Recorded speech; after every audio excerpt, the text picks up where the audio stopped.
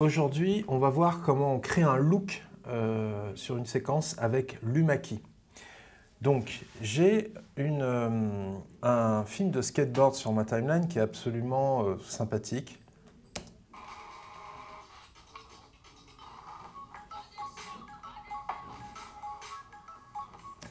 Et je veux le sublimer avec des empreintes colorées comme je vois tout le temps sur le web et sur la téloche. J'ai des éléments, vous voyez ici, colorés que j'ai trouvés sur le web qui vont m'aider à faire ça. Je vais m'emparer d'un clip comme celui-ci. Je vais faire un point d'entrée, un point de sortie et je vais le monter sur V2 au-dessus d'un plan, comme ça. Hop.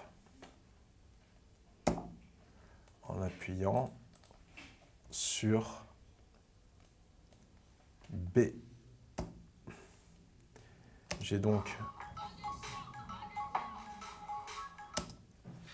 le plan lumineux coloré sur V2 et le plan de la cascade sur V1. C'est plutôt une figure qu'une cascade. Je vais chercher dans les effets le tiroir qui, l'effet Lumaki. OK. Donc sachez que quand vous êtes perdu, vous pouvez cliquer dans la loupe. Ici, vous faites Luma et tout de suite, vous le trouvez. Hop, et je le glisse sur le plan en V2. OK. Et donc, par défaut, c'est réglé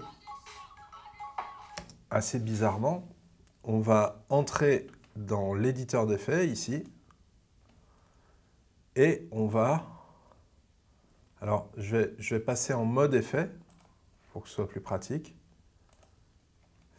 Et on va toucher au gain, au soft. Ce sont les deux principaux paramètres pour régler cet effet-là. Vous voyez, ça donne un effet amusant. Alors peut-être qu'on peut se placer à un endroit où on voit la transparence, okay, pour faire en sorte qu'on la voit vraiment. Et le gain, en fait, c'est le niveau d'incrustation. Le soft, c'est la douceur de l'incrustation. J'obtiens comme ça cet effet-là. Je peux, avec le même effet, je peux m'amuser à placer plusieurs clips comme ça.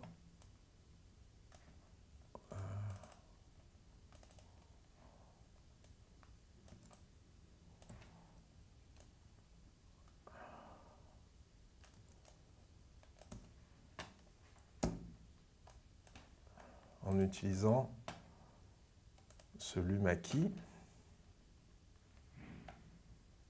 Il est dans la palette d'effets, Lumaki. Voilà. Et je peux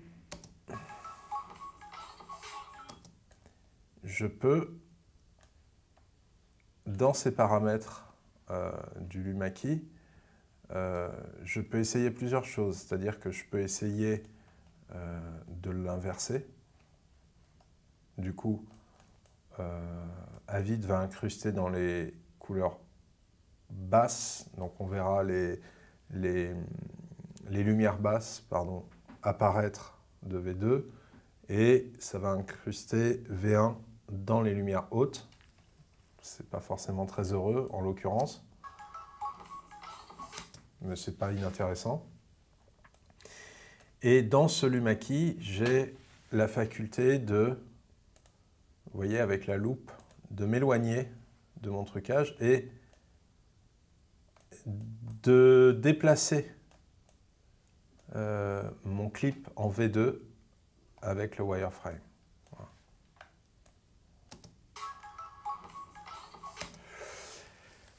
Voilà.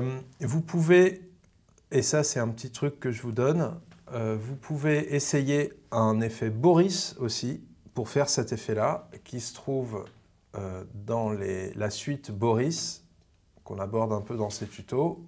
Dans BCC Key and Blend, vous avez un effet qui s'appelle Composite. Et donc avec le Composite, vous avez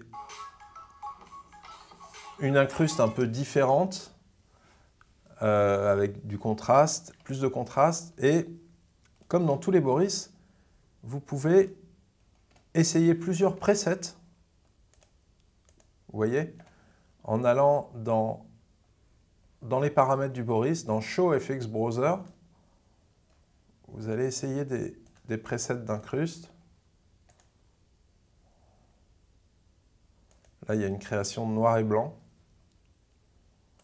Il y a un peu de noir et blanc. Là, c'est très lumineux. C'est sympa. Et vous êtes dans le browser et quand vous êtes tombé sur un réglage qui vous semble sympa et chatoyant, vous cliquez sur Apply. Hop. Et voilà, vous avez un clip incrusté, assez flashy. D'ailleurs, ce serait bien de le décaler un peu pour qu'on ait